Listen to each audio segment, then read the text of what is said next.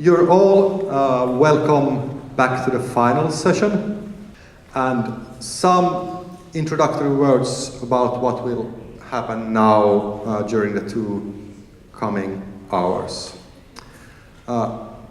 First of all, you'll probably have to stay here all the time. We won't have a break, but I'll promise you that you will not get bored. On the one hand, we'll have 2 performances. On the other hand, we'll have an inspiring lecture. The performances will be by the same people you met earlier today in the morning. And I'll have to check their names, of course. I won't remember otherwise. That's Jani Petteri Olkkonen, who is a theater director and a ritual artist who works the spheres of both drama and performance art.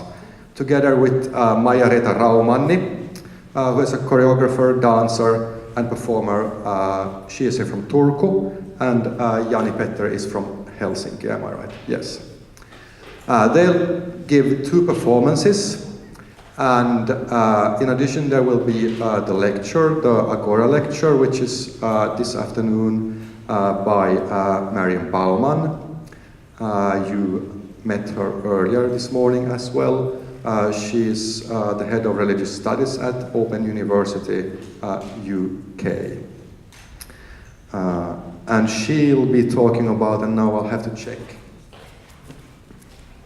the title of her presentation. It's Sacred Spaces in Secular Places, from Airports to Agoratopias. We'll be doing like this. They will be giving their first performances, Psalm 139, and Marion will go directly on after that with her lecture. And then we all need to assist in rearranging this space a bit. I think we'll form a circle by the chairs, and for the following performance that will take around half an hour, and after that we'll have the final discussion in which we can take part, all of us. Thank you very much, and you're welcome.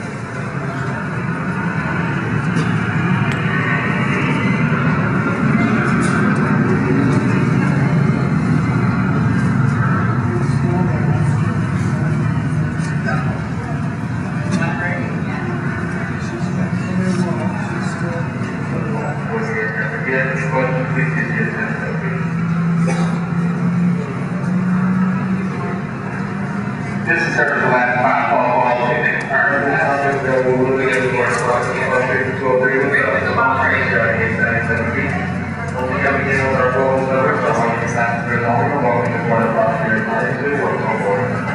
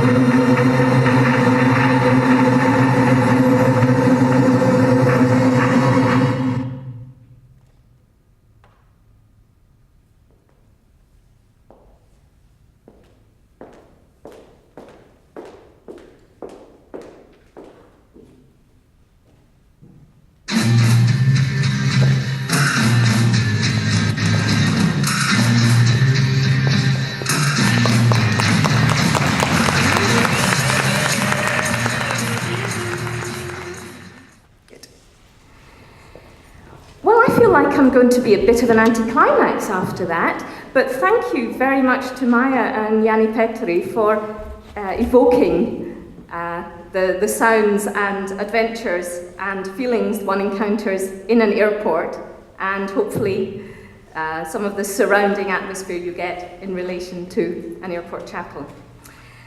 And as we said before, we'll be having another performance at the end, which will be even more exciting, I promise. So, in this talk, I want to continue our exploration of spirituality outside traditional religious spaces that we started in the workshop earlier today by looking at sacred spaces in secular places. I'm going to do this through two case studies, namely airport chapels and the Glastonbury Festival. For these are two snapshots that can helpfully fit within a variety of frames, as it were. Now, looking at the creation and celebration of sacred and special or set-aside spaces in secular and liminal contexts gives us myriad insights into the position and the positioning of religion and spirituality in post-secular contexts, where religion frequently doesn't look or act like it used to, where different religious traditions occupy and negotiate shared space, where institutional religiosity is in complicated, sometimes tense interrelationship with individualized, non-aligned spirituality, and where religion turns up in unexpected places, such as airports, shopping malls such as Big Apple in suburban Helsinki, and indeed music festivals. Examining the blurred boundaries between the sacred and the profane, and particularly between ordinary and extraordinary set-aside places, contributes to our understanding of how religion is placed in the contemporary milieu. And I'm thinking about extraordinary or set-aside places as everything from home shrines to rather major public works. It might be helpful to mention to you that my background is in both religious studies and folklore ethnology. So my research tends to be fieldwork based and is conducted within the broad framework of vernacular religion, defined by Primiano as an interdisciplinary approach to the study of the religious lives of individuals with special attention to the process of religious belief, the verbal, behavioural and material expressions of religious belief, and the ultimate object of religious belief. This emphasises the need to study religion not as an abstract system, but in its multiple forms, as it is lived, as human beings encounter, understand, interpret, and practice it. Vernacular religion is also very much about locating religion in everyday life, about rooting religion not just in different cultural contexts, but in many different physical locations, paying close attention to the bidirectional influences of environments upon individuals and individuals upon environments in the process of believing. So in relation to sacred spaces, I want to pay attention to material culture, to thingness and placeness, as we heard about this morning, to the ways in which space is created and manipulated, and what needs to be present or indeed absent for a space to be considered sacred or special. And I just want you to think for a moment, have you ever visited an airport chapel, a multi-faith room, or similar facility in an airport, railway station, shopping centre, workplace, or hospital? If so, what do you recall about how it looked or felt? Can you remember anything about the decoration or lack of it? Was it welcoming or calm or just empty? All too often, multi-faith spaces are simply empty white rooms. Now, religion traditionally has been one of the major motivations for travel to local or national shrines, to Rome, Jerusalem, Mecca, Varanasi, Amritsar, Bodh Gaya, whatever. There's also long been the assumption that when people travel, they are likely to turn to religion, having need of spiritual comfort and physical protection. Numerous wayside shrines and chapels were established, especially along well-trodden pilgrimage routes, to satisfy this traveller's spiritual needs. And in the Christian tradition, of course, there was St. Christopher, whose special remit was to look after travellers and in particular to protect them against sudden death. So in some senses, airport chapels are part of a very long tradition. But airports are strange, aren't they? Airports are in a place, but once through the barrier, through passport control or whatever, you're no longer entirely in that place. This was demonstrated for me by seeing a number of people changing into their Hajj clothes in the departures lounge at Heathrow Airport. They very clearly understood that they were in a transitional state, in a transitional place. It has been argued by some that airports are non-places, but I think that notion is to some extent challenged with respect to airport chapels, religious facilities, or multi-faith spaces there, for often there you see national characteristics, attitudes, and indeed legal considerations. So let me move straight to Glasgow Airport in the west of Scotland, my most frequent destination. Challenging the idea of an airport as a non-place without local character or identity, it had always been obvious to me that Glasgow Airport Chapel was trying to present something self-consciously Scottish and indeed Glaswegian.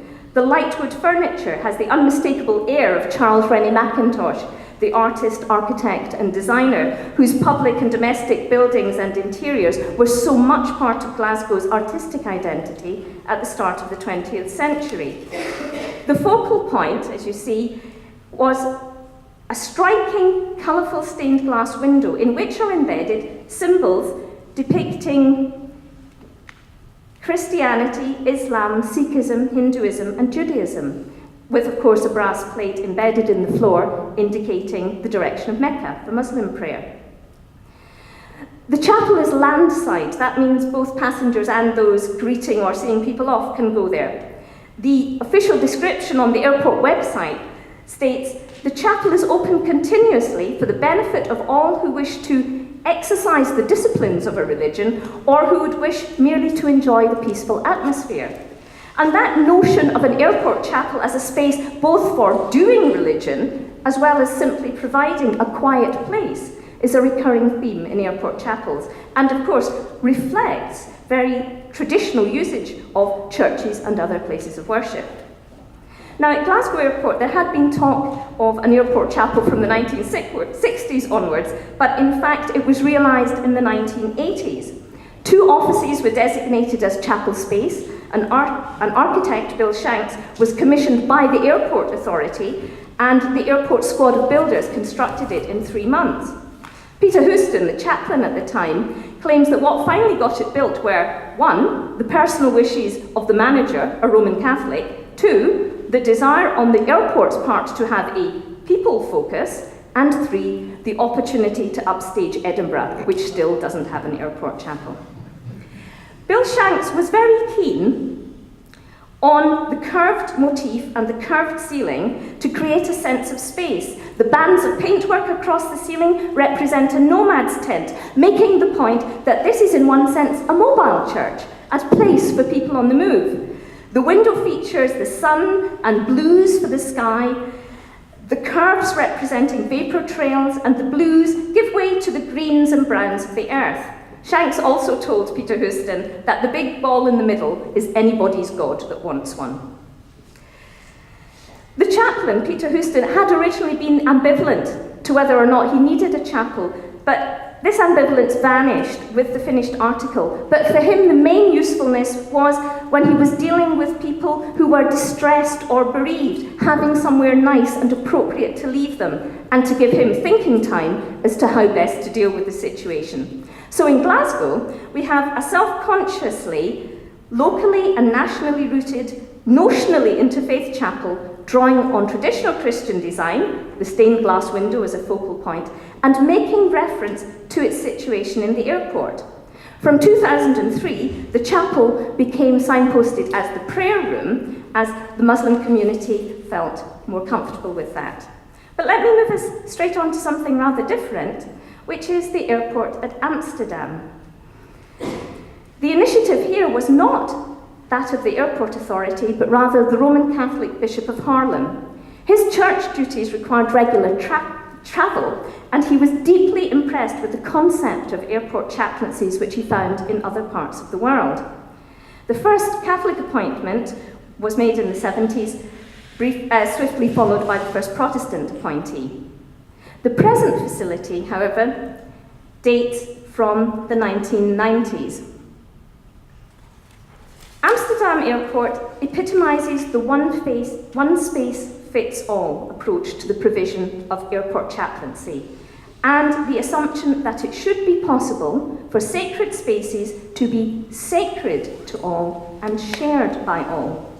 As the leaflet states, all are welcome regardless of their religious or non-religious background.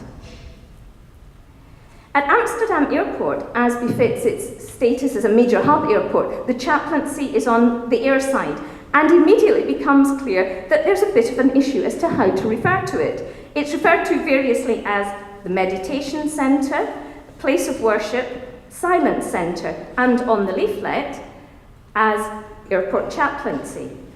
Being originally a church initiative, the term chapel was used originally, but the two chaplains decided to change the name to place of worship. By 1998, it was felt that this might be too limiting a term, so an ad hoc committee was formed, which included the chaplains and a marketing company, which determined the currently favoured terms Stiltecentrum, quiet room, and meditation centre. And so you can see how it's represented on the sign outside the facility. The architect was Jan Bentham, and it was his only work in the religious sphere, so he playfully refers to it as his cathedral. Now, to quote one of the chaplains, the location was chosen because of the flood of natural light from above, without the distraction of windows looking out on yet another set of airplanes. The artist of the panels was Jan de Vries, and part of his remit was to design something that would not exclude any religion because of subject matter, and would in fact find a way to include all who entered there. The panels are abstracts of the elements and represent earth, fire, water, and space. These elemental things, the chaplain said, bind us together as people, regardless of religion or ethnicity. The inclusion of space represents the unity of which we are all a part. It's a versatile space, as you can see. It can be used in different configurations. Here, very obviously, for a Christian ceremony. But it is also used by a variety of travellers. There are obviously prayer mats available for Muslim prayers, and there are meditation stools available for those, as the chaplain said, of meditative tendencies. So, and there are also washing facilities nearby, so Muslims can prepare for prayer. One volunteer I spoke to said of the quiet room, it looks good and it works good, and there's certainly lots of comment about it in the visitors' book. It's interesting how often surprise and pleasure are expressed in visitors' books in airport chapels at finding such a place. So, among the entries at Amsterdam, we find, "Thank you for providing a serene place for prayer. Thanks be to God for the organisers of this room." And "There is no God but Allah. This prayer room was an extraordinary idea. Whoever thought of it, be blessed by Allah." And clearly the multi-faith ethos is appreciated by some visitors. One person wrote, "If we can pray together and be next to each other, give respect to each other in this small room, then why is it so hard to respect each other and pray next to each other in our much bigger world? Love and peace to all mankind." However, not everyone will play by those rules. The volunteer I spoke to on one occasion described with considerable passion how upset he had been when a Jewish gentleman refused to go into the quiet room because a Muslim was praying there. I would say in parenthesis, though, that quite often it is difficult for people, if they see someone praying in one of these spaces, to know whether to go in and interrupt or intrude or whatever. But the single biggest cause of friction in Amsterdam, as elsewhere in the wonderful world of airport chaplaincy, the single biggest issue, of course, is shoes. The sacred nature of space is defiled or compromised for some by the wearing of shoes. So quite often attempts are made to coerce others into removing their shoes or to keep people wearing shoes out of the facility. And it's amazing how these little, as it were, domestic details can cause such problems in such spaces. So now let me move you on to Brussels. In stark contrast to Amsterdam is Brussels Airport. Rejecting the multi-faith approach to religious space and provision, Brussels epitomises strong religious boundary maintenance, both landside in Terminal B and airside in Terminal A, so everything's duplicated. We have, in miniature, 2 Catholic chapels, 2 Protestant chapels, 2 Orthodox chapels, 2 synagogues, and 2 mosques. In addition, there is also the humanist chaplaincy, referred to variously as humanist counsellor or moral consultant. Now, there are political as well as religious reasons for the Brussels setup. The Constitution gives religious believers rights, so that what is extended to one religious group must be extended to others. In addition, however, non-believers must have the same rights and access and so on as religious believers. So if there is religious chaplaincy, there has to be humanist chaplaincy or representation.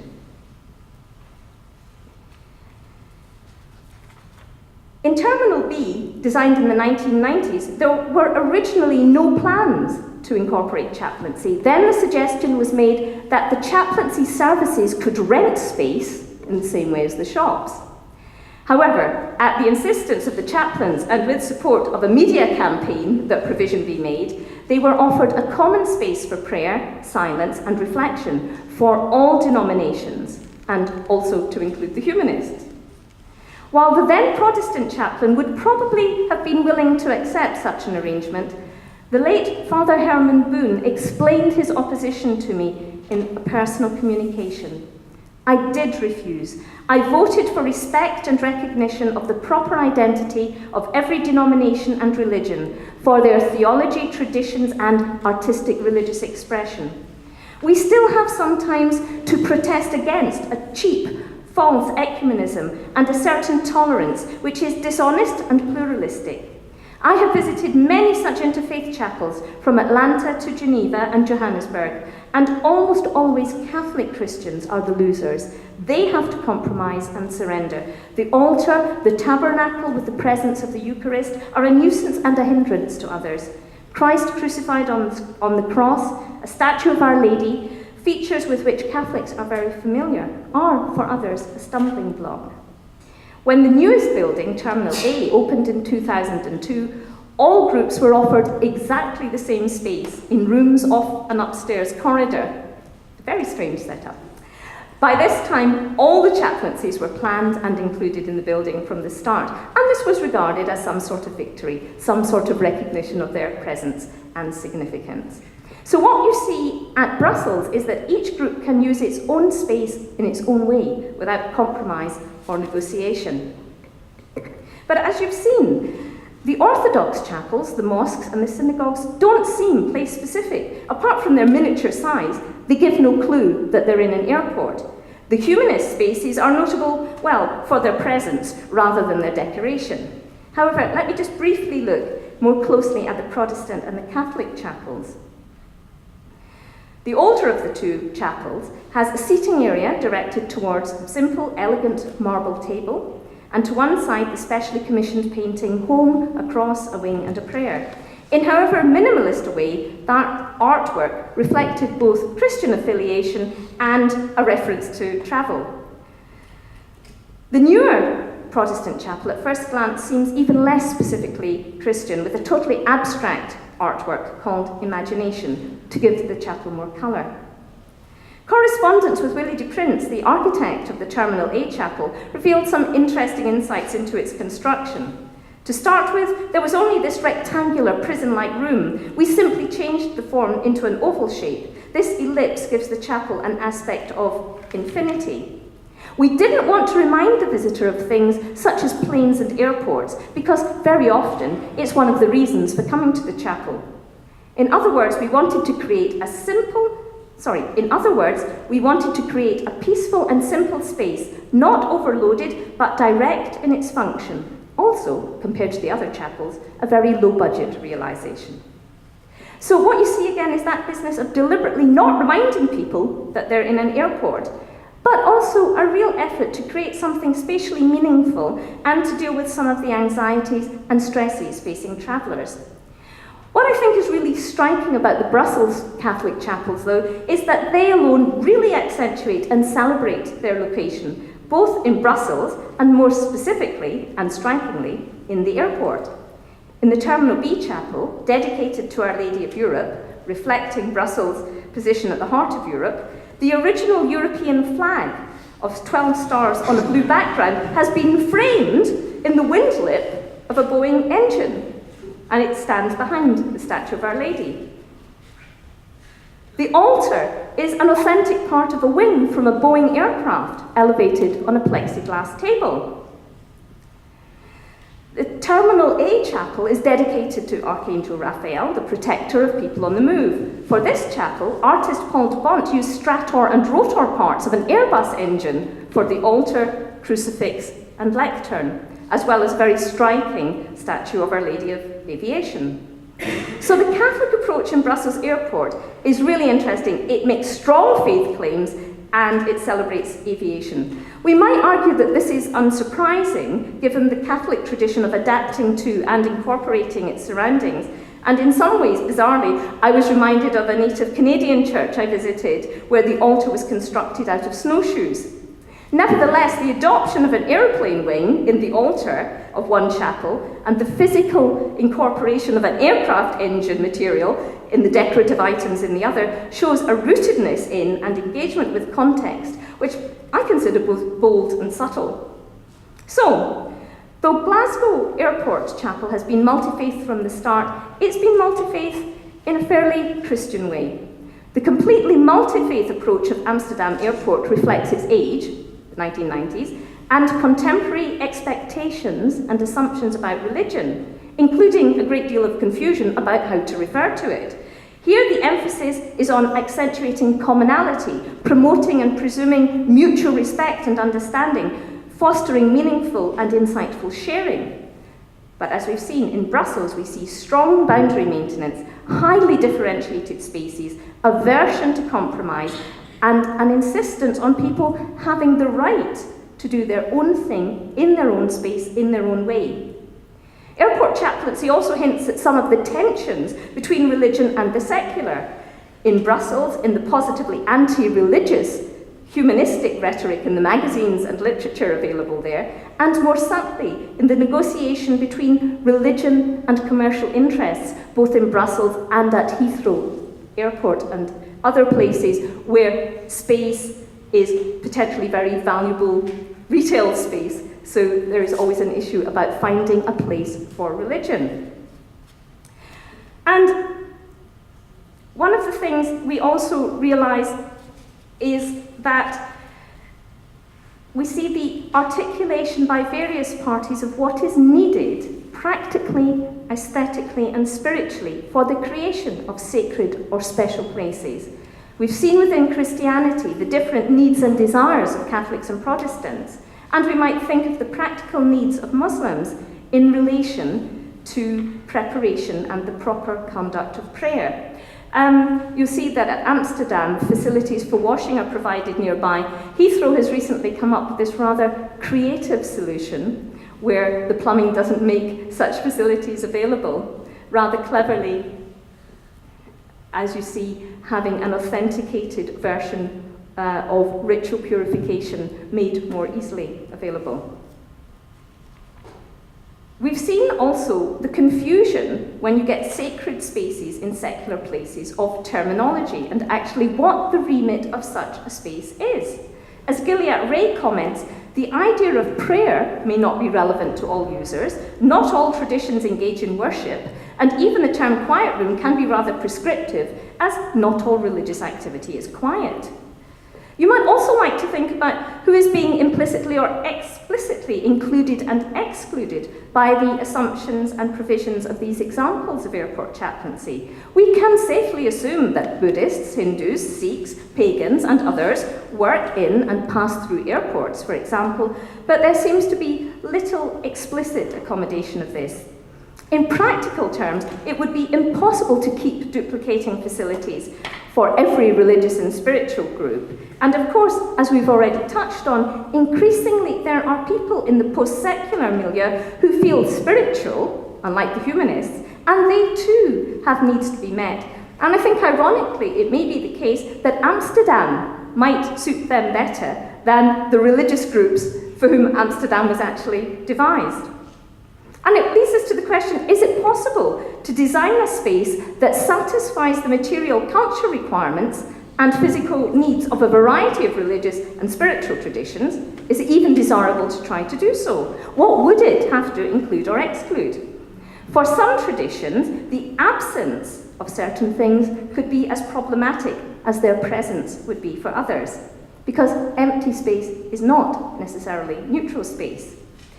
And I feel I have to just touch on something which very much reflects the times in which we live. After 9/11, this is Glasgow Airport, after an attempt was made to blow it up by driving a vehicle full of explosives into it, Glasgow Airport became rather more fortified. And in Amsterdam, the airport chapel visitors' books were removed so that any messages in Arabic could be translated. In Glasgow, as we saw, there was originally a very strong vision of how the chapel would work, but in reconstruction, it got moved and is now, it has now lost some of that original vision. And again, in the visitors' book, excuse me, in the visitors' book, visitors' comments are interspersed with security check details. So there's the unbearable irony that although the assumption has traditionally been that the anxiety caused by or surrounding travel will propel people to turn to religion, these days in airports, religion itself is regarded as posing the greatest threat potentially to air travellers. Now, however, I want to turn to a context in which some of the questions of sacred space in a notionally secular place are being rather differently and creatively addressed, namely Glastonbury Festival. The Glastonbury Festival of Contemporary Performance Arts, better known simply as the Glastonbury Festival, is an eclectic annual gathering during which diverse performances of music, dance, comedy, circus arts, film, and other expressive forms are on display. It's also significant as a site where various forms of healing, contemporary lifestyles, aspirations, and religiosity are on show. And as such, it's an important centre for the dissemination of these phenomena. It's also the location for the creation of sacred spaces and rituals, and sites of mourning and remembrance for festival goers. So now I want to look at some of these phenomena and their underlying aesthetics, rationale, and significance within the festival context.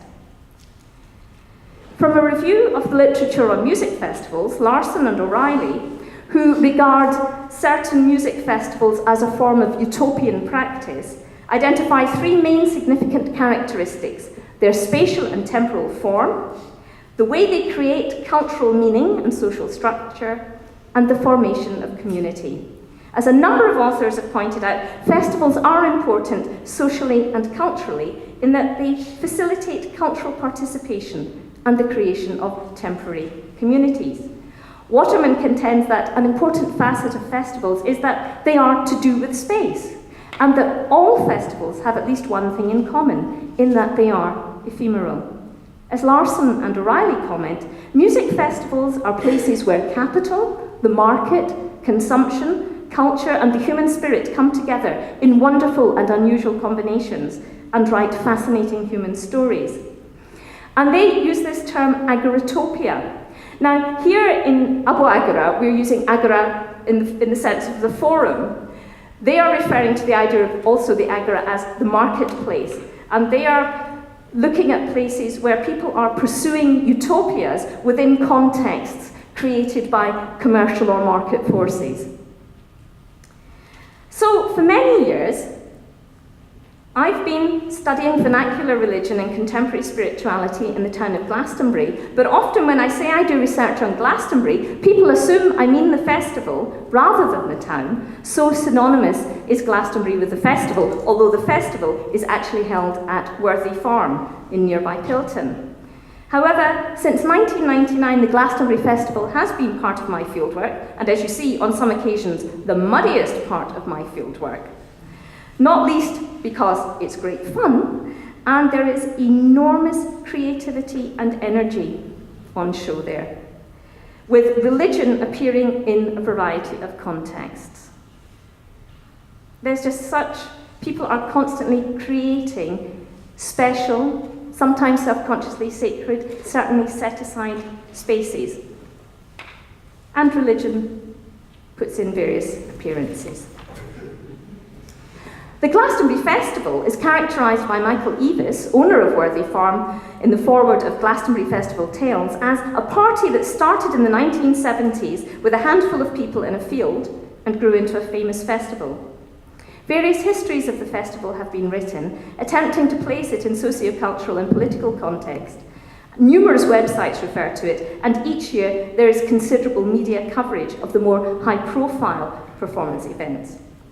Now, I just have to mention that to the earliest festival goers, its location was important. From the festival site, you look over to Glastonbury Tor, and for many, Glastonbury Tor and the Glastonbury area has huge spiritual significance. Some people regard it as the Isle of Avalon, some as heart chakra of planet Earth, some as a node where a number of different ley lines interconnect and create a particular energy, and so on. However, as it's scaled up, some of those original ideas about the essential sacred nature of place in relation to Glastonbury, I think probably have been lost. Because its scale has become vast. From an estimated attendance in 1970 of 1,500 people, in 2008, I'm having trouble with numbers. In 2008, 134,000 weekend tickets, 6,000 Sunday tickets were issued, plus 37,500 passes for stage crews, performers, stewards, traders, etc. And it really is a city in its own right, temporarily created. You see on the far side here, that metal barrier around the perimeter, which gives you some idea of the size of it. And, of course, for many of the Glastonbury Festival goers, the experience consists not simply, or indeed not even, in the headline acts in the main stages, but where they go is to the upper reaches. Literally, you move up to the areas designated as green futures, green crafts, the field of Avalon, the healing field, and King's Meadow, various referred to as sacred space, but King's Meadow. And here is where I want us to look. We'll be far from the madding crowd. Here we see the creation of temporary communities, the transformation of places from everyday settings, which remember is actually a dairy farm, and we have instead temporary environments created by and for specific groups of people. There's immense creativity in the construction of spaces and the sites for gathering, passing through, meditating, taking time out, and the various zones display different and distinctive foci and goods and services, ethos, aesthetics, food, and material culture. King's Meadow challenges some aspects of the idea that music festivals are temporally and spatially ephemeral, for there are some constant features to the site, notably the stone circle and the large wooden dragon. So let's just look at some of these spaces. The Green Futures site, as you would guess, is very much concerned with our future, but at the side of it, I just want to draw your attention to the wishing tree. And this is very typical of the way you get little rituals set up, often drawing on folk tradition or whatever, but that have now become very much part of what you do at Glastonbury. As you would expect, Green Futures have certain stalls of the type you would expect, but I've also been interested in the growth of, you could say, green spirituality, particularly in relation to the Transition Town movement, and I just loved this example of very playfully drawing on religious imagery. Here you are invited to confess your earthly sins, and you are offered absolution through action. Confess your ecological, earthly, and environmental sins here. Guilt is useless, get rid of it here, confess and progress. And the list of most heinous earthly sins and penances.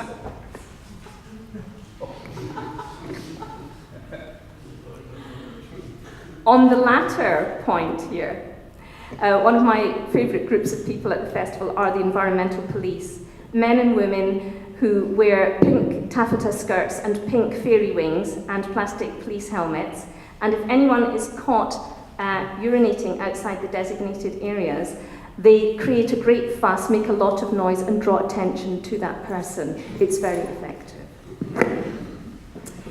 So moving on from that, we go to the healing fields. And healing fields is one of the most interesting areas because here we see, as you would expect, a variety of forms and methods of healing and therapy,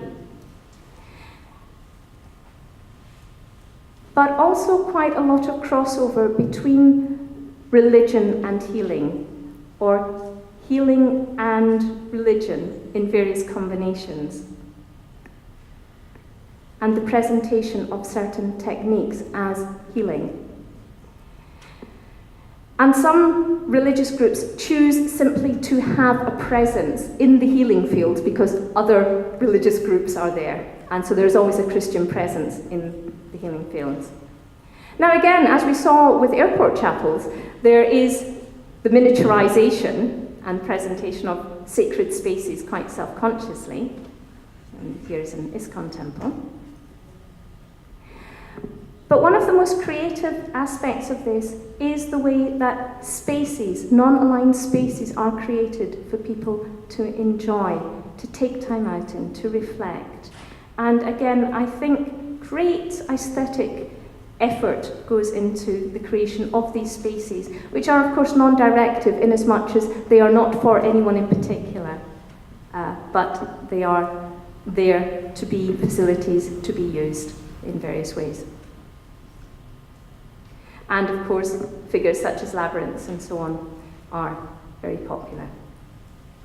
But let's move on swiftly to the King's Meadow, the area at the top of the site, which has its permanent stone circle and other features. The stone circle, the dragon, both have become very popular sites for people performing their own rituals of various sorts, which I'll move on to in a second. But again, the creation of a lot of calm spaces, giving people somewhere pleasant to go, to just sit, to take time out, or indeed, to just be. And again, you often see the reflection of spiritual trends in Glastonbury being picked up and presented at the following year's Glastonbury Festival. The Peace Dome is a fairly regular appearance, and again, a place where you're just invited to come in, sit, meditate, perhaps light a candle. One of the most consistent areas is the Brigid Garden.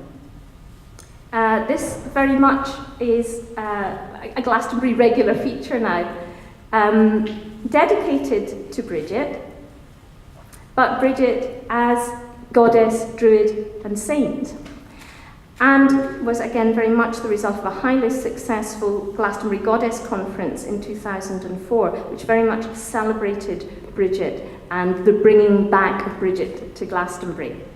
So now, it looks slightly different this area each year, but there are certain consistent features such as Bridget's Bower. But it's constantly evolving. Different religious figures, Herne the Horned God and so on, will appear. And again, people are encouraged simply to come and sit, to meditate, to walk round, to engage in various activities within this space.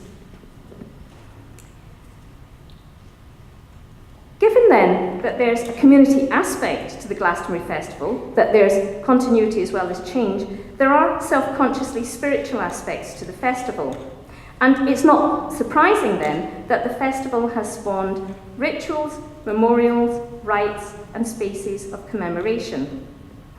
And so here we see an example of a hand fasting, for example, outside the gates of the Bridget Garden. However, as a place out of place and a time out of ordinary time where there's considerable creativity and many outpourings of energy and emotion, there is considerable scope for varied and creative expressions both of grief and memory, plus reflection of and celebration of the dead. The festival provides a number of sites and opportunities for commemoration from high profile and permanent to low-key, personal and transitory. I attended my first Glastonbury Festival in 1999, the year that Michael Eavis' wife Jean Eavis had died.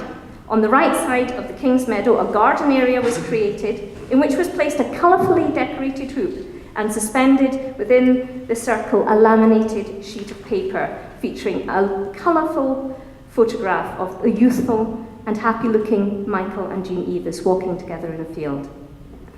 And above it, the words, "This space is dedicated in memory and celebration of the life of Jean Eavis, 11th of May, 1939, 16th of May, 1999. And it's this area that's now occupied by the Bridget Garden. There was also a large wooden sculpture, the Angel of Remembrance, that appeared at this time, and other tributes around the site. There was also, I have to say, a minute's silence observed for Jean Eavis at the Pyramid Stage area that year. Another figure with considerable Glastonbury Festival connections was John Mellor, perhaps better known as Joe Strummer of The Clash, who died at the age of 50 in December 2000. His widow, Lucinda, set up the Strummerville charity for aspiring musicians, and at each festival, in connection with the charity, there's the Strummer stage. A Glastonbury stalwart, there was a stone chosen by Eavis and Lucinda, erected in a wooded area near the Strummer stage. So it looks like a small standing stone, and I've noticed that the attention paid to it seems to have increased over the years. Initially, I was just aware of tea lights at its base, but in recent years, very colourful Indian-style garlands have decorated the area, and in 2010, the stone itself was draped with strands of colourful material. There are some also more general memorials where people are invited to remember the dead. And as we've seen, just as some people choose to be handfasted at Glastonbury Festival because of its significance in their lives and the shape of their year, it's considered an appropriate site for commemoration and memorialisation. A particular interesting, I think, example being this. It seems to me that, as you might expect, this happens most obviously in relation to the King's Meadow. In 2007, for example, there was this vase of sunflowers, attached to which was an A4 typed sheet explaining that they were there to celebrate the life of a young man who had died in his sleep at the age of 23, only hours after receiving his Glastonbury Festival tickets for 2005. And they were sent off with him. We cremated Joel on the summer solstice with his Glastonbury tickets in his hand. And then in 2007, his ashes were scattered at the stone circle. And it said on the sheet, "We left these sunflowers at the foot of one of the stones in celebration of the sunshine Joel brought into her lives." And then adds, and you can find this on a website, I've given the reference there. "Those of you who go to Glastonbury, please think of him. When you stand in the stone circle, remember him and raise a glass to him. And if you see out of the corner of your eye a bloke with curly auburn hair, standing no more than 5'5", wearing a brown leather coat and a hat no matter what the weather, then the magic of Glastonbury has worked, and he is there with you. Less obviously, in 2008, a floral tribute in the shape of a guitar appeared prominently in the quiet garden near the entrance to the King's Meadow. There was no name on the accompanying card, just the message, "You will never be forgotten, always in our hearts and thoughts," followed by a list of names.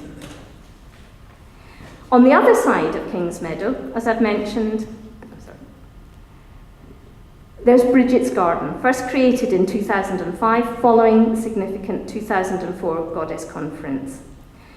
This is really a carefully crafted area for spiritual reflection and experience, and therefore, not surprisingly, has become a favoured place for memorialisation. And Bridget's Garden includes, as I've said, the Angel of Remembrance statue, in front of which reflection on the dead is actively encouraged. In 2008, for example, these words appeared near the statue. "The Angel of Remembrance, come hence and remember. Have memory of the spirit world from whence you came. Remember the angelic realm. Angels protect and teach us, and we them. How much better is our world when the human and the angel are friends. Have memory of the ancestors who knew this land and left no trace. Remember those you loved who walk the earth no more. Death is not the end, it is a transition through which the bonds of love endure." Now, there are all sorts of things picked up from contemporary spirituality and popular culture encapsulated in that scene there. In 2009, a sign referred to the statue as the Angel of Glastonbury Festival. And again, an A4 sheet near the statue included this text: "The angel has stood on this spot for many years. She stays when all is gone, still, until the turn of the year brings life once more to the greatest festival on earth. Be quiet a moment. Many remember loved ones here who have departed this life and wish them well in that to come." And in addition to encouraging reflection on the dead, one of the women who helped create Bridget's Garden each year again confirmed that ashes are quite frequently scattered in this area. But again, beautifully kept. Now, just briefly, confirming the contention that music festivals are places where capital, the market, consumption, culture, and the human spirit come together in interesting combinations, it's been interesting to see the coincidence of commemoration and commerce at the Glastonbury Festival. In keeping with the green agenda so prominent at some zones in the festival, Wildwood Willow, in addition to offering basket-making workshops in the crafts area, has various woven willow items on sale this is 2007, including a basketware coffin. While at the same time in the Healing Fields, the Brighton-based Arca Original Funerals Company exhibited some of their eye-catching coffins, all made from natural, sustainable, biodegradable materials such as recycled paper, cardboard, or bamboo, produced with a responsibility to the environment. Similarly, Light on Life, a company, as it were, creating ceremonies for all life events, within their area for 2007, created a memorial tree onto which people were encouraged to tie a commemoration of, a tribute to, or a message to a friend or relative. And clearly, a large number of people did take up the offer. Looks very like the wishing tree, if you remember. In 2008, a handwritten sign at the open flap of the Light of Life tent read, "Please come inside and light a memorial candle." Inside on the floor was a brass tray with a large candlestick in the centre, and around it lit and unlit night lights were arranged in a circle. And there was some seating so that people could spend time in that space. And this mixture of commerce and service is rather reminiscent of, as we were talking about this morning, alternative shops which both sell goods and have shrines in their marketplace, as it were.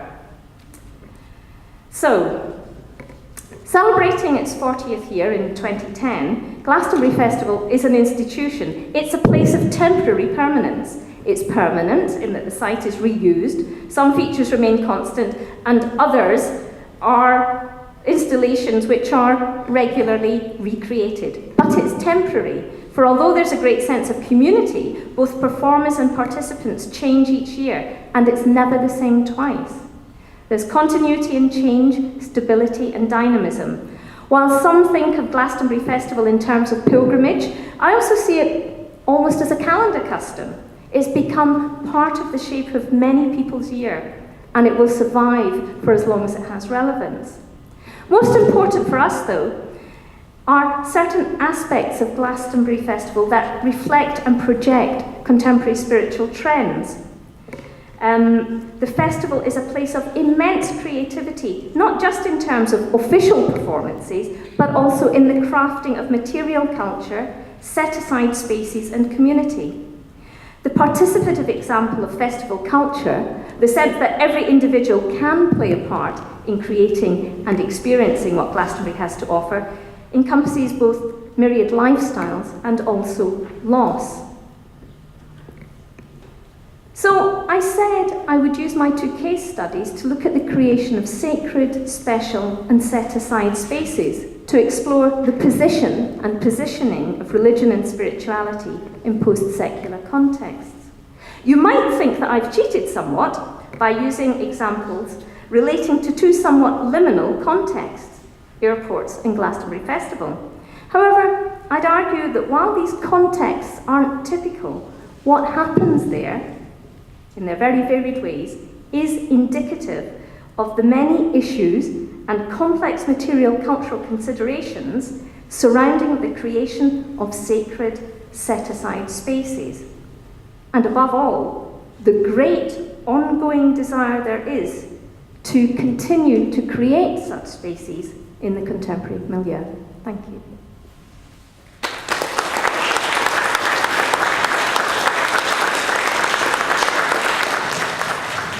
And now we can anticipate yet another wonderful performance. I wonder where Marion is. Okay. This time, I would like to try something collective. So, what I'd like to start with is to rearrange the whole space we have here by creating like an empty area somewhere around the middle of the third row. From here, somewhere around there. So we'll help you with the empty chairs. You just pick up your chair and then, place it around the middle here where we want to. So we'll all be facing that empty space. And one small thing, just one note, is that what I'd like to think about, and we'll try to think about that as well, is to, when you're placing a chair, try to place it in relation to other chairs in a way that let's create together a beautiful and harmonious composition. Let's do it.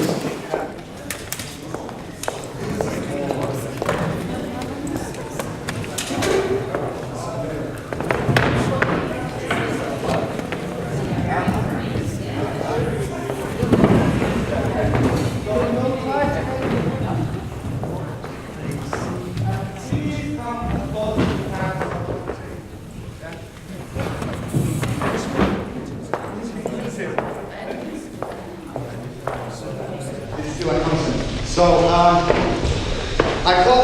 we call this a collective contemplation on beauty. On contemplation. On beauty. A collective contemplation on beauty. And make sure you sit comfortably, and during the contemplation, if you want to close your eyes, the whole thing starts with Platon. Platon, in the Symposium, talks about the journey of the lover of beauty. And now, Marion, would you like to read us what Platon has to say? Yes. About this love?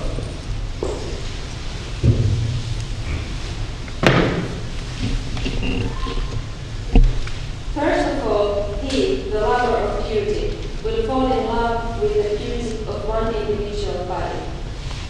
Next, he must consider how nearly related the beauty of any one body is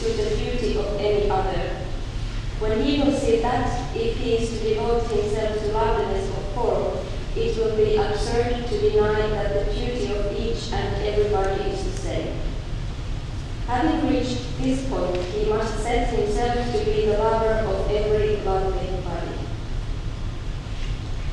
Next, he must grasp that the beauties of the body are as nothing to the beauties of the soul, so that wherever he meets with spiritual loveliness, he will find it beautiful enough to fall in love with and to cherish.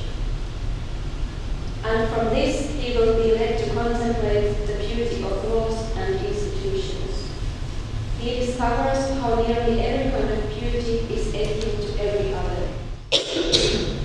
And next, his attention should be diverted from institutions to the sciences, so that he may know the beauty of every kind of knowledge.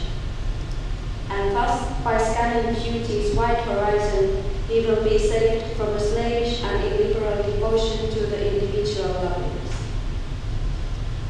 Starting from individual beauties, the quest for the universal beauty must find him, the lover of beauty, ever mounting the heavenly ladder, stepping from rung to rung until at last he comes to know what beauty is.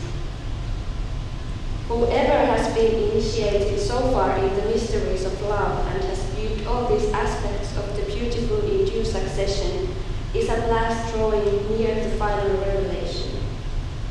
It is an everlasting loveliness which neither comes nor goes, which neither flowers nor fades. For such beauty is the same on every hand, the same then as now, here as there, this way as that way, the same to every worshipper as it is to every other. Thank you. Now, in this work, we will attempt to, with your help, to contemplate universal beauty together by associating to Maya's dancing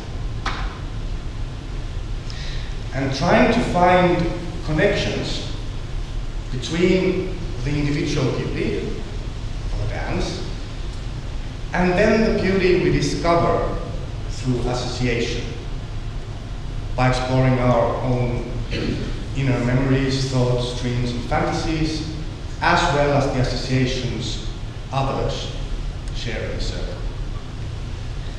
The contemplation will last 20 minutes. And during that time, anyone can share their thoughts, their associations, their feelings at any moment they choose. The only rule here is that every sentence, and it can really be anything that comes to your mind, should start with the words, beautiful is. And the contemplation will start now.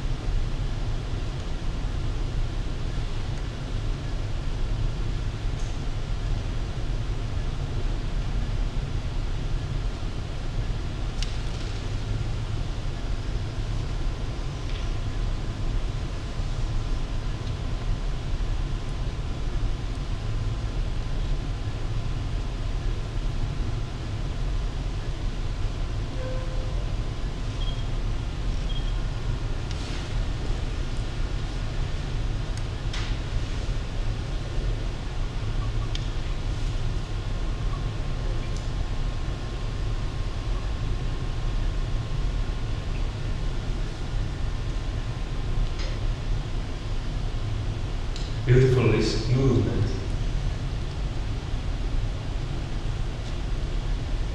Beautiful is the movement that holds something. Holds something. Beauty is light. Beautiful is light and shadow. Beautiful is the shadow that is absent but is still there. Beautiful are hands. When you Beautiful is the balance.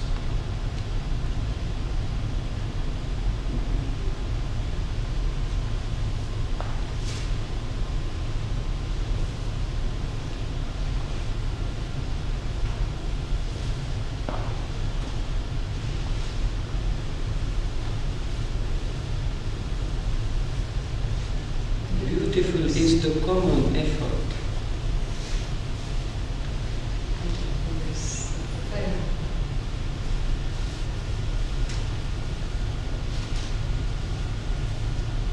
Beautiful is the sound of movement. Beautiful is the common effort of 2 people. Beautiful is the common effort of 10 people. Beautiful is the common effort of a nation.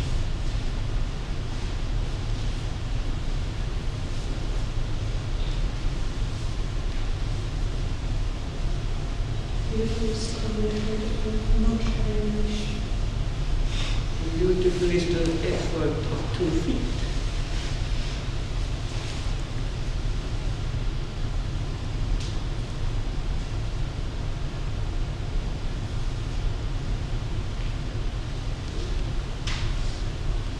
Beautiful is the dance to silence.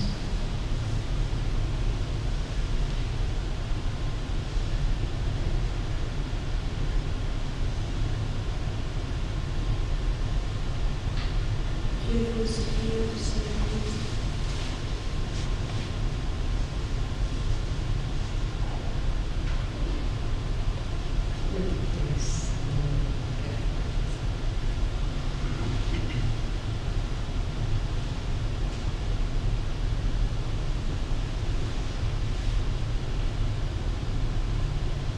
Beautiful is the effortlessness present in the effort.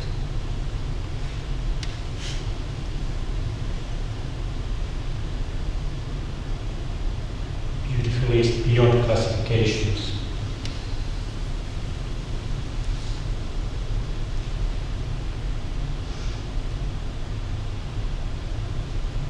Beautiful is absence and presence coming together. Beautiful is stillness. Beautiful is movement in stillness.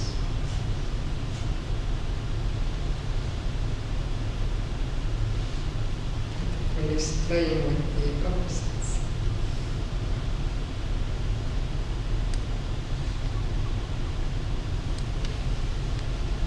And beautiful is the complete building around us.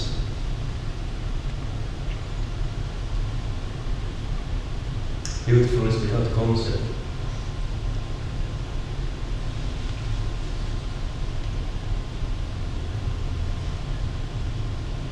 Beautiful is falling. And beautiful is flying. Beautiful is standing up after fall. Beautiful is the interplay of the human body with natural forces. Beautiful is balance.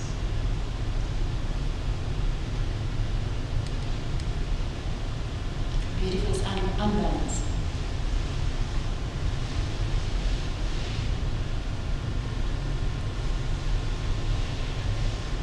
Beautiful is uniform. Beautiful is a serpent, a huge serpent in the desert, both in balance and not balance.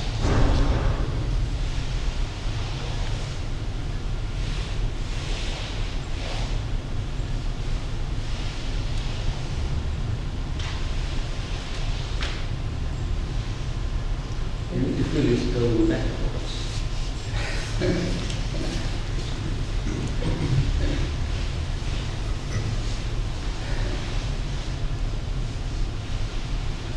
Beautiful is taking baby steps towards the goal. Beautiful is having no goal. Beautiful is learning enough to see. Beautiful is being subject to time.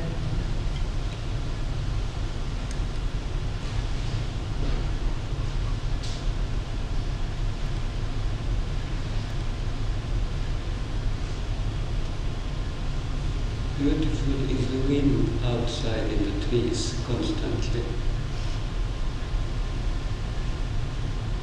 Beautiful is the wind inside constantly.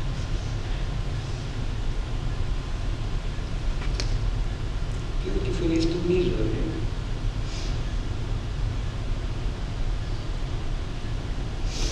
Beautiful is the steady sound of electronic equipment.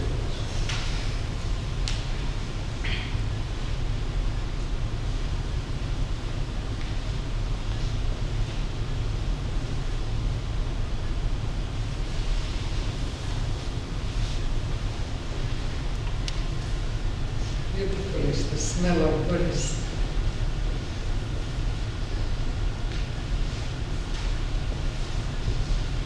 Beautiful is control.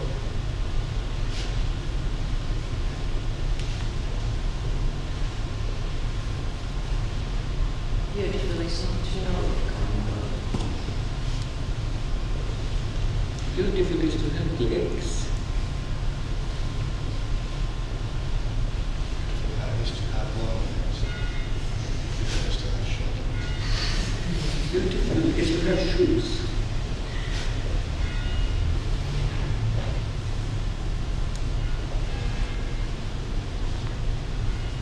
Beautiful is to have the very good inside the shoes.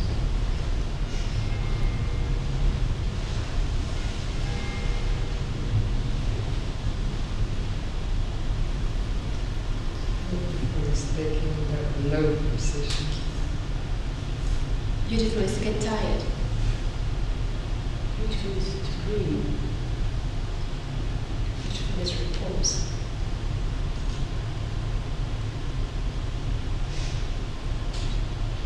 Beautiful is so beautiful.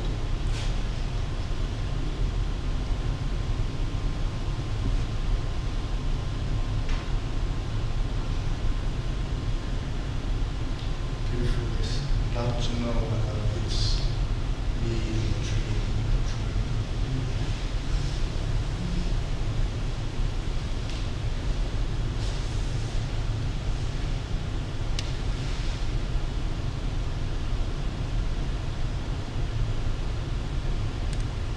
Beautiful is hurling through space yet being still.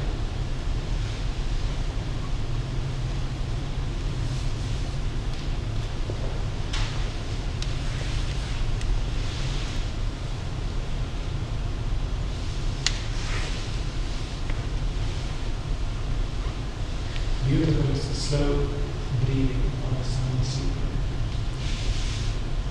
Beautiful is to be close. Beautiful is the breathing of two people sleeping. Beautiful is the breathing of three people sleeping.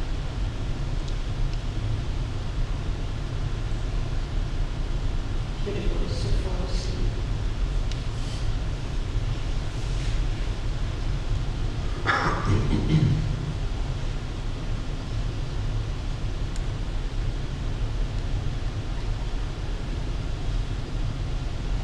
Beautiful is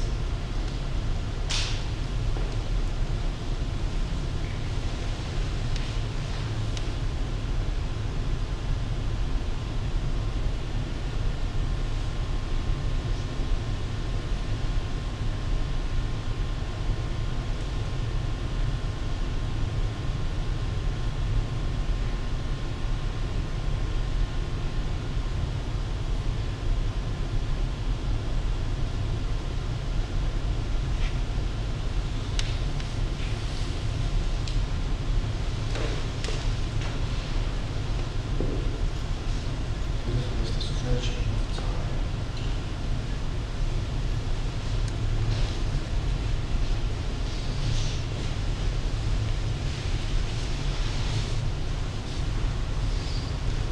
Beautiful is the present time, not the past moment.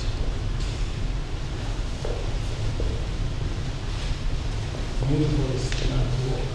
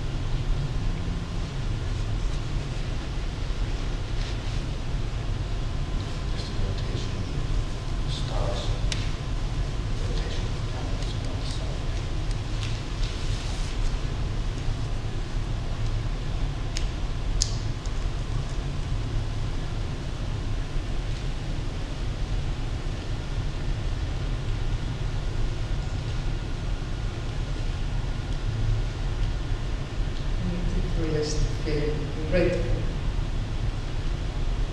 Beautiful is controllable.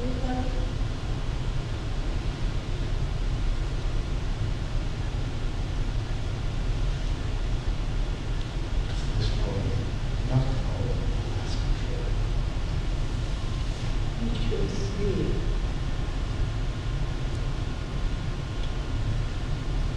Beautiful items.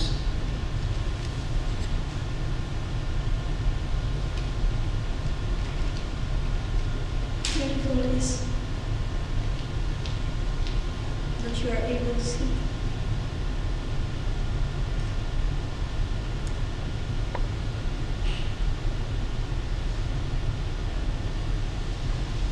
Beautiful is to fly.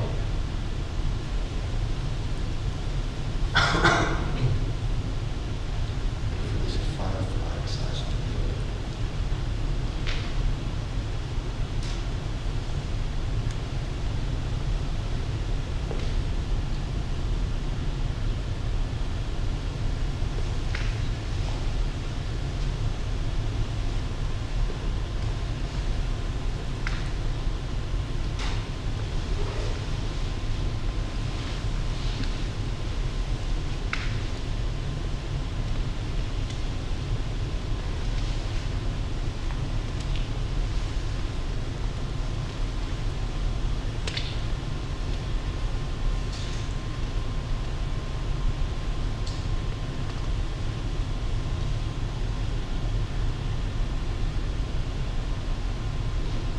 Beautiful is the imagined.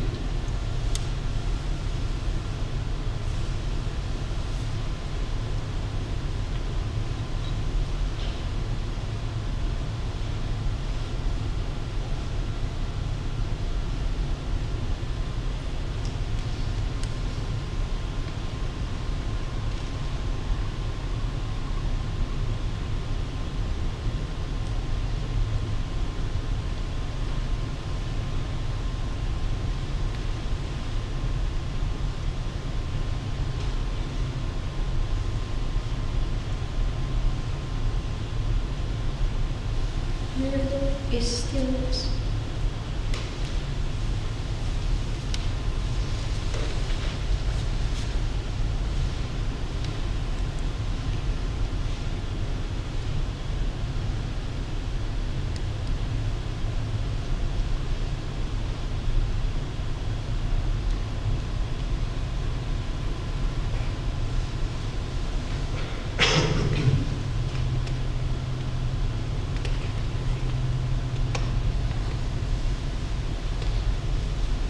Beauty is allowing myself to recognize others' courage.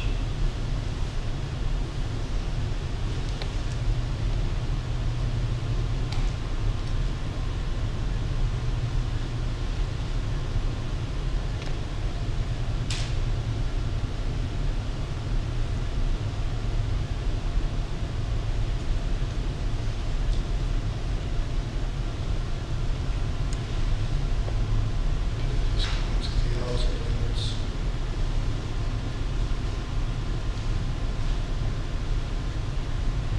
Beautiful is the TV series. Outskirts.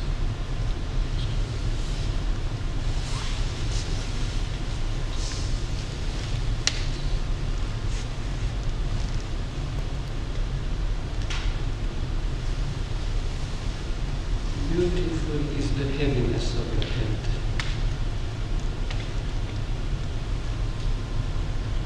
Beautiful is shaking the water out of your hair for swimming.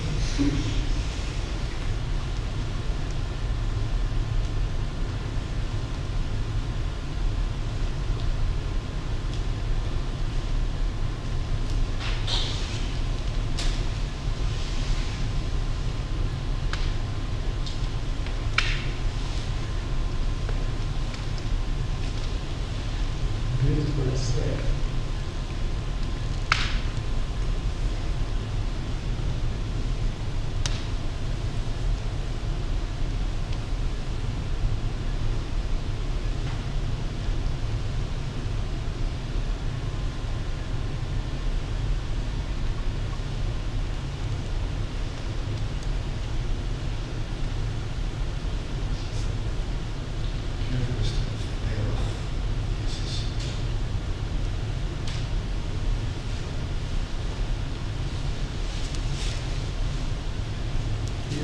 with his childhood inside.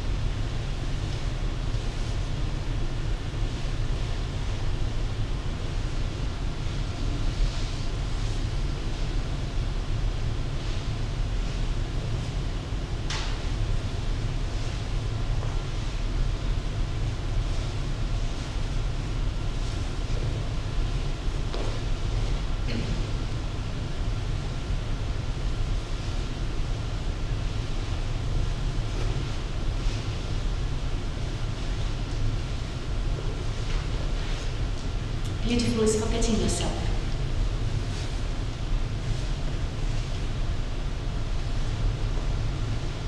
Beauty is being reminded of something.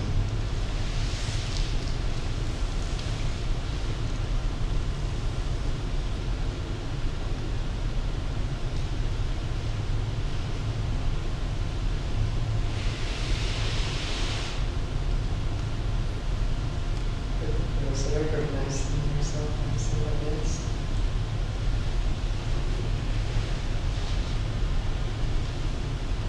Beautiful is crawling underneath the chair.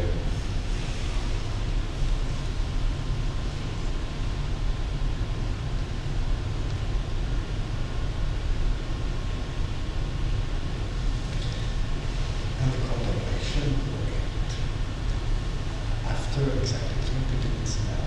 Thank you very much. And I guess we still have time for the discussions.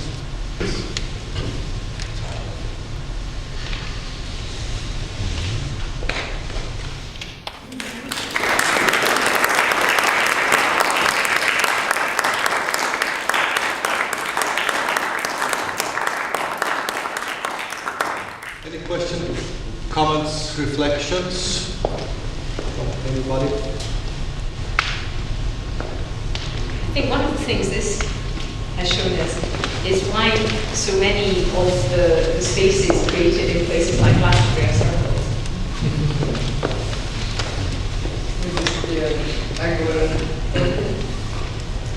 It has many makings. I think another association that I have is if you look at the book you mentioned, for instance, or all the places where people have some kind of memorial, and the small thoughts take place in these books as individuals. It's perhaps something that also resembles what happened here, which is quite a lot based on individual associations, but at the same time generate something common. And that I think perhaps is some of the fascinating features with airport chapels. I think one of the really interesting things about the visitors' books in airport chapels, and I do urge you to look at them if you have the chance, is that you have these completely atemporal conversations. Because people are constantly moving through the spaces, but someone makes a comment which is then picked up by someone else, which is then picked up by someone else. And of course that person's long gone. But a comment, a conversation takes on a life of its own. And so it's not just that it's a place outside a place, it's a time outside a time, it's a conversation where the participants are transitory, but the conversation continues. And you often can follow strands like that, weaving in and out of other security checks or completely different comments. It's a curious feature. It for me sums up that kind of liminality aspect of the airport chapel. And I think it also shows the fact that people are not only there for their own sake, that they really read what other people have written in the books and try to connect to that and connect to that feeling somehow. What is for you the logic of assertiveness of religious practice in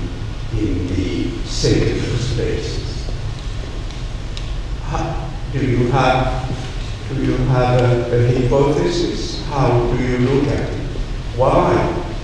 Why suddenly during the last decade religion is asserting itself in spaces which one never thought that religion will impose itself there? What is the logic? I think in airport chapels, for example, there is an aspect to which institutional religion is buying into something we talked about yesterday afternoon, the idea of rights. And this idea that I think gets back to Gianni's talk on the first day of the Me Too. And that's most definitely demonstrated in Brussels, where you have this plethora of miniature places of worship and the humanists, and they are always, in my experience, just the empty office, but it has been important for them to be there too. And so do you see what I mean? So it is, I think, partly about, with the rise perhaps of the perception of secularization, with the rise of a quite militant atheism, certainly in Britain, for example, with the idea that religion can't be taken for granted and it has to be asserted. You get the idea that you want a public place. But there's also a huge service ethos in airport chaplaincy, for example, and the thing to remember is that, of course, the people who use airport chapels most aren't the travellers, it's the people who work in the airports. And that's very important. And I think that partly reflects changing workforces, for example, the need for airport prayer facilities with Mecca clearly indicated, with prayer mats provided, with some sort of ritual washing facility available. So, you know, there are so many levels of there's sort of religious rhetoric, if you like, but there's also practical considerations. And what it shows, I think, is also this difference to what people need to do in relation to religion. So at one point, someone had kind of clearly missed the plethora of religious facilities available in the older terminal at Brussels. And so in the Protestant chapel visitors book had written, why are there these facilities for Christians? Christians don't need them. We need somewhere to pray. And then again, someone said, below that had written, there's a mosque next door, you know. And it's this. So it's this idea of what people need, what people have the right to. I mentioned that at Amsterdam they have meditation stools available, and we saw that the chaplain had provided people meditating. But again, there's this interesting idea of, well, what do people actually need to do their religion? And what do people actually want to do by way of having a presence? And then what do institutions, whether those are institutions of religion or institutions like the airports, feel that people need? You know? Because that's part of what's going on in the airports. That's why it's interesting, I think, to know where the impetus for an airport chapel comes from, whether it's the people who work there, whether it's religious people, whether it's the airport deciding that we need a people focus, or we could be doing something that would be a service, which is not the same as the retail services we offer. You see what I mean? So as soon as you try to unpack it, there's a lot going on. But it also gets back to this idea, I think, of quite often in the literature of chapels, you get the airport chaplaincy facilities, you get the spaces for people of all faiths or none. I mean, where you have these multi-faith rooms.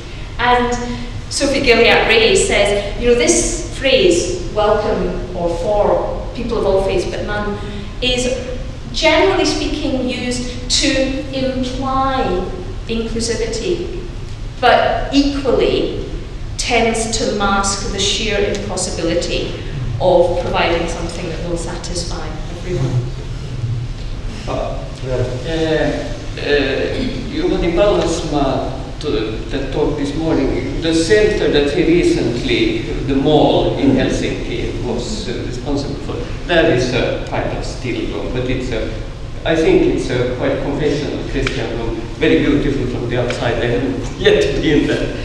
But I was wondering, you were speaking about airports, but there are probably several other places where there are these kind of still rooms. I remember that at Södertörn University in Stockholm, the students, I think, have been very active to get these kind of still rooms, and they are lovely. They are no confessional signs, but just, I think they are mostly the Muslims students who have been active getting them, but they are in a work where, or in a place where there is such a lot of people moving so fast all the time, whether it's an airport or something else, you do need this possibility of just dropping down into silence. And do you know many other institutions or places where they exist? Yes, I would really urge you to look at the website. There has been a large funded program called Religion and Society in Britain, and one of the projects there was actually on multi-faith spaces, and it was based at Manchester University, and they have put together a really wonderful site with pictures of all sorts of different multi-faith spaces. And that project involved both religious studies scholars and sociologists and architects, who all, of course, had slightly different takes on what sacred space might be, but more to the point, how do you achieve multi-faith space that isn't simply empty? And they've highlighted various solutions to that, and it's just a very good site for showing you the different approaches that people have taken to multi-faith spaces. To my shame, I forget which university, but there was a paper at that project conference, and again on a university campus in Germany, which was quite lovely, very clean, very wide, and there was an upper story. And this was so that if they wished, some people using the facilities would be able to separate men and women. Now, what you have, in fact, is a space, a very beautiful, very wide, very clean space, with two layers, if you just look at it like that. But this became hugely contentious, because some people say, no, you mustn't do that, because then you can segregate people. And do you know, so it became hugely contentious, even something, because what happens with these spaces is that people project different things onto them.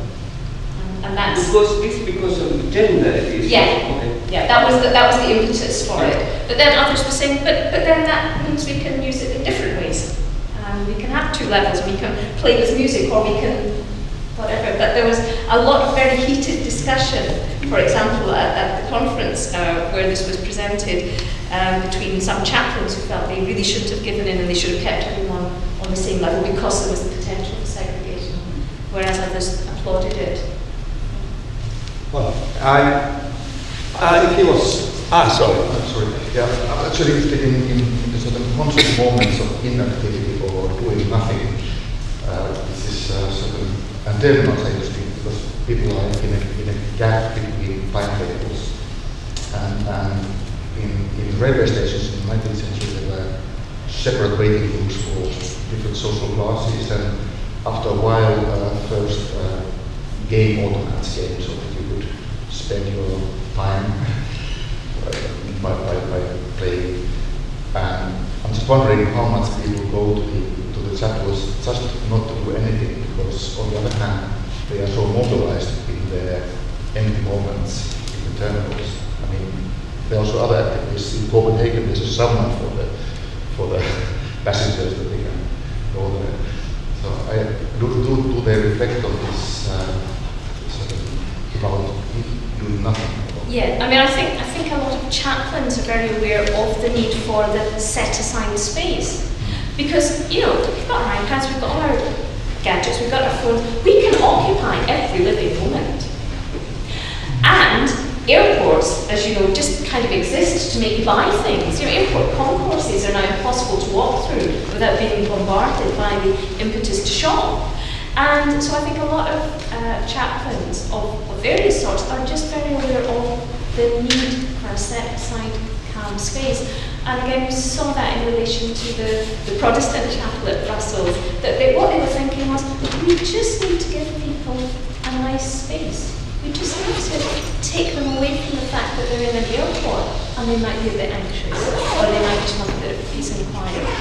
So I think that's really very articulated, and that's almost the same idea with somewhere like Glastonbury, for example, that while some of the self-conscious sacred spaces are created by people of particular religious groups to give a message or to provide a particular type of sacred space, a lot of the most creative spaces are just there to allow people to just be, or to find a place to meditate if they want, or just be with other people, which again isn't, because music festivals, big festivals like Glastonbury, you're route marching all the time. It's a huge site. There's a lot of movement. There's a lot of hustle. There are lots of things to buy. There are lots of things to see and listen to and all the rest. And again, it's just that idea that, that's why you need the King's Meadow. That's why you need the healing field. You need a place where people can get out, just opt out of the Malay living. I was subjugated by your contribution, both of you. And so I wanted you both to tell what was the message and the contribution you wanted to make to this session. I was observing you when you were there and brought your glass of wine, and then I don't know what was also the second. And then when she performed, and I was very overwhelmed by beauty, and I wanted you both to tell what is the message you wanted to contribute and to add to this session.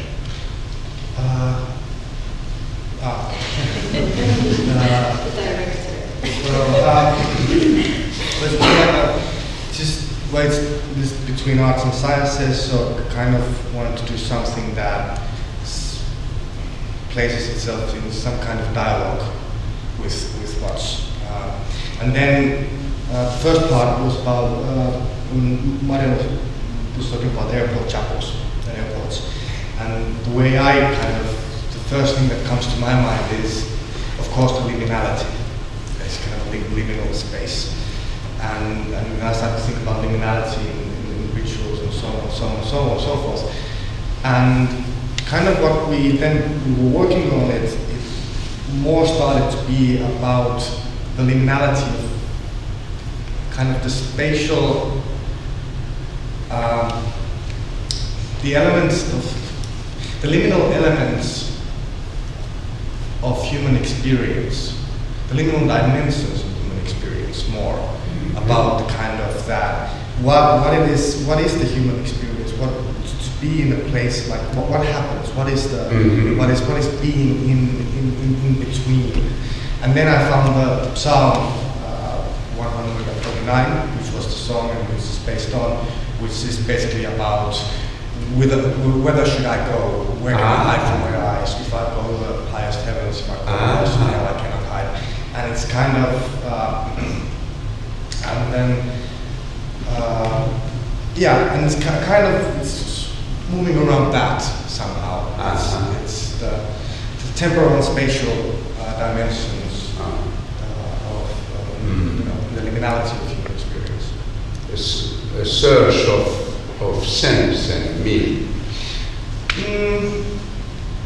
Well, I think you're always searching for at least meaning, I don't know if sense, but we're kind of exploring that experience. I mean, that's kind of what you do as an artist, you explore what it is to be a human being. What is the human experience? More or less. That's how I... Thank you. It was fantastic. Thank you. I asked the same question about your performance in the morning, and then Sophia, who's not here now, I think, told me later on after you explained so competently to me, and then she said, perhaps you shouldn't ask them for an explanation. It's how you interpret it. And I thought that was very helpful. And so I adopted that approach when I was seeing you there. There were two questions in my mind when I was watching your face, particularly, which was so expressive. And I was wondering, which part of the airport are you sitting? Are you in a restaurant because you were taking a glass of wine to her? And I said, are you in a chapel? Because Marion has gave me a kind of preview of her talk, so I knew that it would be about airport chapels and all that. So are you in a chapel? Or are you in a restaurant? Or are you just on one of those benches? The same question is, what kind of passenger are you? To me, when I'm in an airport terminal, I like to look at people in silence, because I think it captures a kaleidoscope of humanity there. So I wanted to know whether you were excited about the trip that you would be taking, because you'd be seeing your loved one on the other side, any destination, or is it a trip that you dread to make? And I just find your facial expression towards the end, that thing that you were looking at, that's the part I didn't understand. But I thought you were going to cry, but it portrays a kind of sadness to me, so I don't know what it is about. And you do have to explain that. I mean, my point is that it is so beautifully performed, and it tells me about that space and the sacredness of that space, and there's a lot of humanity in it. And the second part, this thing that you made us do about beauty, what is beautiful? Beautiful is, the first thing that came to my mind was beautiful is silence. And I decided therefore not to articulate. I did participate, just in case you think that I dozed off. I did not. But I decided not to. Sorry, very grateful indeed. And again, but I think that you were talking about this speciality and the specialization. I think the way that you made us arrange the chairs as well has contributed to that sense of sacredness as well. I don't know, because we can see each other more, and therefore I sense that the sense of connectedness and interdependence is enhanced. That is great. Thank you. It's great. Yeah. I don't know what you said about how you're looking at the performance of this session. It's kind of, and we have it, because that's the way, more or less want it to be watched. And I don't actually, I think there is something, I'm not sure where she is, but there is something did happen. Yes. Something did happen to her, and there is something, but I'm not sure what it is. But yeah, but of course this is what, it's great. Maya, would you like to say something? Yes. Psychologically, where were you?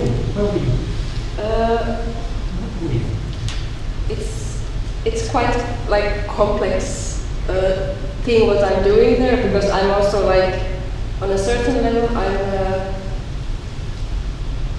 sort of all the time busy with my body, or like because I'm moving, for example, really slow, and I just, so that in order to sort of be in state that me, Maya, is not excited about being here, but that I can get into that state is to like really be busy with my being and like feeding my imagination through my body how it is. It's quite, in that sense, it's quite,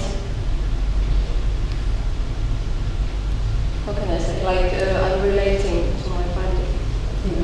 I'm not going so much into my like feelings or emotions or like, and I think that because it also, when you focus so much how you are and what are you doing, then I think then it might come this expression that I am actually not so aware or working on like this, that maybe when I'm really concentrated, I look sad. But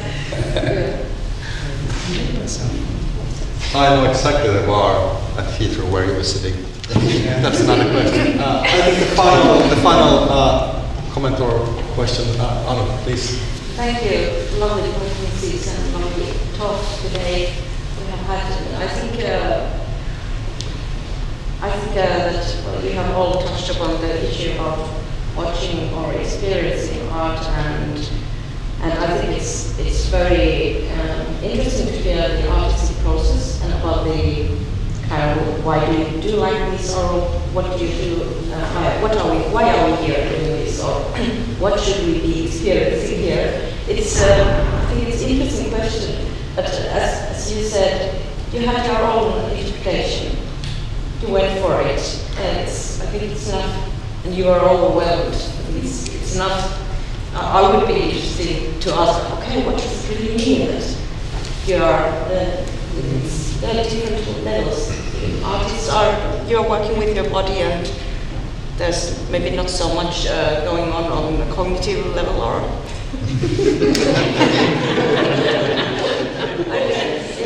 mind and body are working together. Like at a conceptual level. Yeah, that's what I meant. Yes, maybe that's what you meant. But yes, I think we could just, as we experience art, we should also let go and maybe not to try to find a meaning or not to really take Patient really visibility in one's mind. Yes. All this fuss and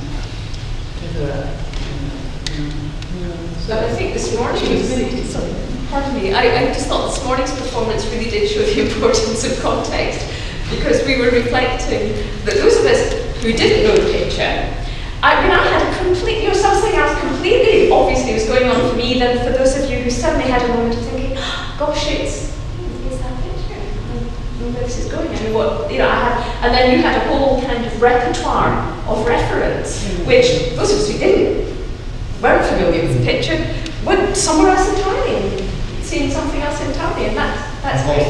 And both, exactly, both are great. Because that's also how it's shortly kind of that. There are many times when you're going somewhere, you're performing, and then you start, okay, this is what happened, this is what's happened, this, and then I get kind of intuitive, and that's how we work as well. It's that, okay, I don't want to know. Because then it collapses. It kind of collapses. And then it's kind of, okay. And what you have there is an interpretation. I don't want an interpretation of something. It's almost something that happens. That's kind of, so that's, I'm happy. This is how I want it to be. Thank you, everybody. I think we can end with a